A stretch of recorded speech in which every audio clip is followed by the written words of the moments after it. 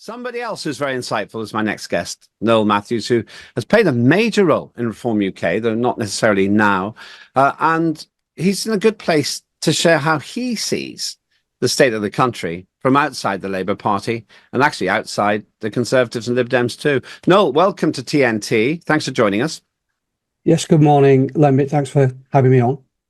Now, you were a very big player in Reform UK. Not sure you're there now, but you clearly had great expectations for shaking things up a bit.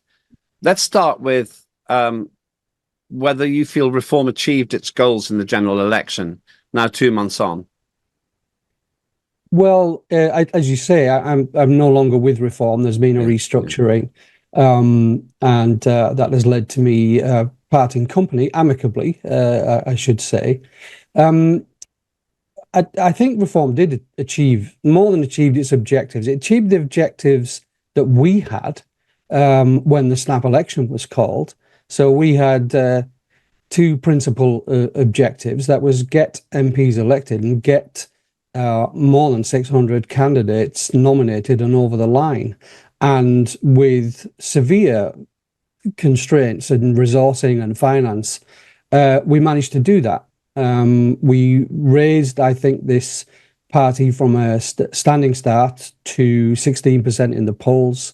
We delivered 609 candidates nominated, staggering effort behind that, and 5 MPs were elected. So that ticked a lot of boxes as far as the former management team were concerned.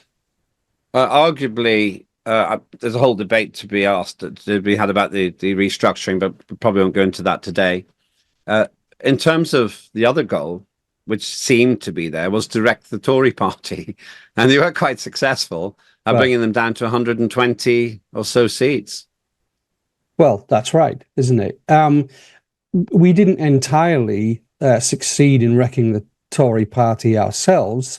They must take a great deal of the credit for that result, because they have imploded. And looking at what's happening now, I'm not so sure that they've learned from the mistake necessarily, given the tone of the people who are lining up to put themselves forward to be leader of the Conservative Party. I mean, Robert Jenrick, James Cleverly yesterday said that he thought he set himself apart from both Keir Starmer and Nigel Farage.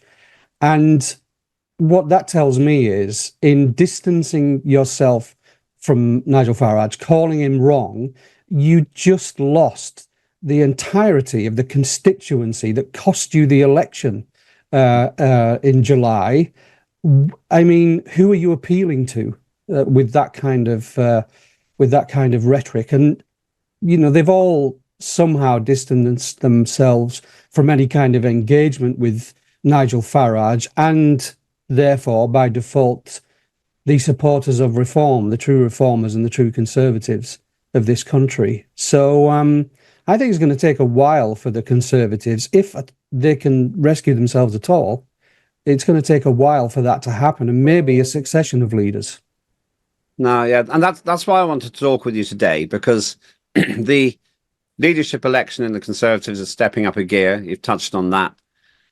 With your experience and your intimate understanding of the dynamics of what you might call the right, to what extent do you think the Conservatives are capable of restructuring and rebuilding? Because there are many who say they're still in denial.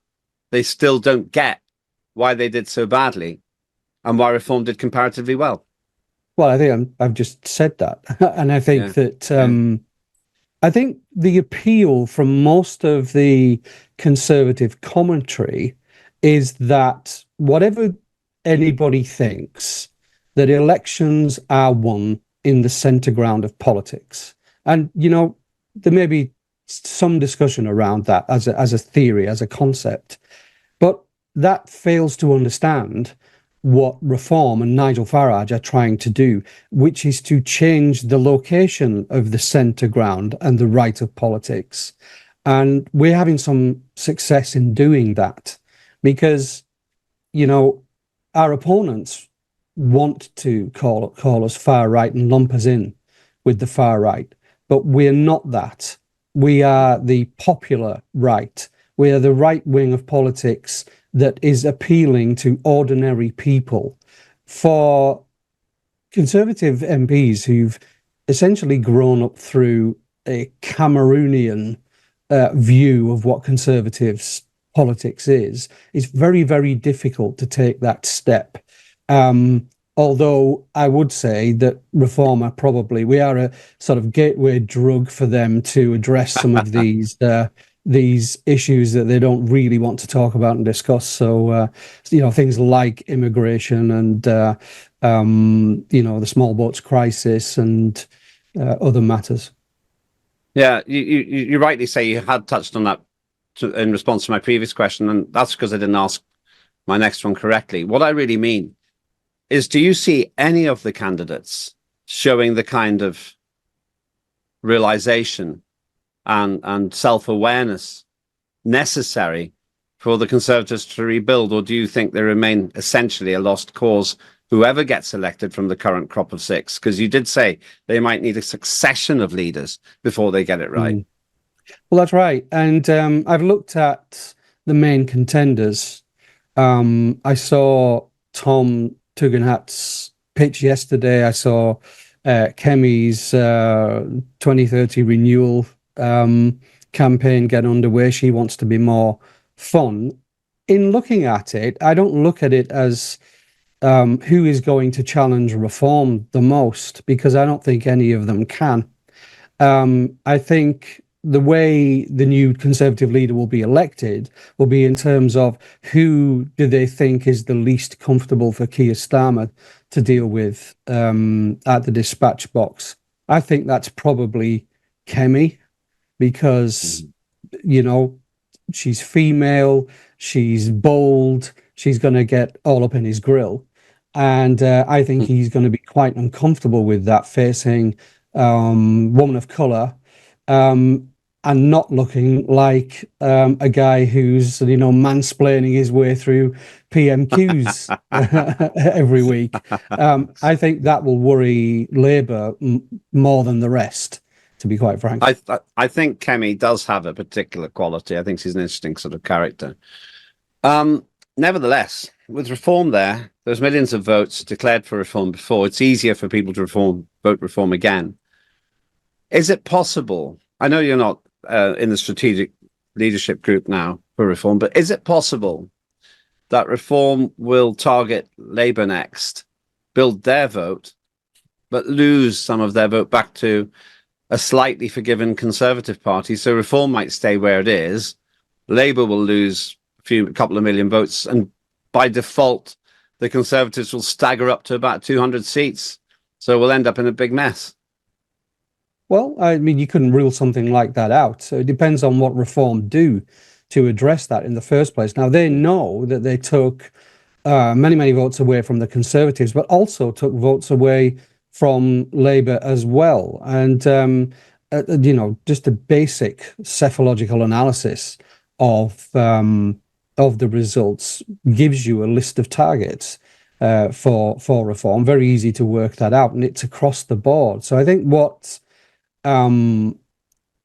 future results will depend upon is going to be the ground campaigns that Reform managed to launch.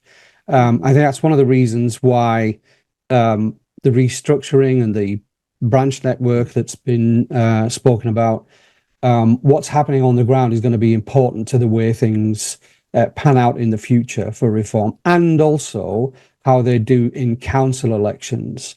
They've now got to work on getting votes from people who wouldn't normally vote for them. And that can, I think, only be achieved through, real proper service on the ground and a perception that we can trust these people with our vote and with our money as well, and decisions at local level. And therefore, we can move on to trust them with decisions at national level as well. Now, what I've just said to you isn't a secret. It's not like a new concept that there's only just been thought of. That is the principle that's been around for years, as you know, and Reform have got to start adopting that quick time now if they're to achieve their currently stated ambitions.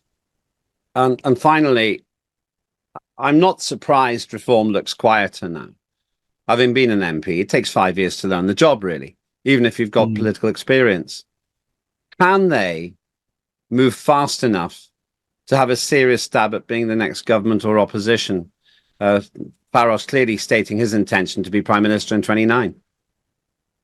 Yeah. Can they do it? It's Nigel Farage. I would be a fool to rule it out because this man, who's been a great inspiration to me, keeps coming back and keeps doing what he says he's going to do. And he is the shrewdest politician in existence at the moment. And he seems to get his gut feeling and his intuition almost always correct. So they have momentum now. The trick will be to capitalize on that momentum and turn it into results. And, I really genuinely hope that they manage to achieve that. Noel Matthews, thanks for joining us. We'll get you back as things develop. That's Noel Matthews, formerly very big player in Reform UK, taking a circumspect view of Reform and also the Conservative leadership election. Do have your say as well.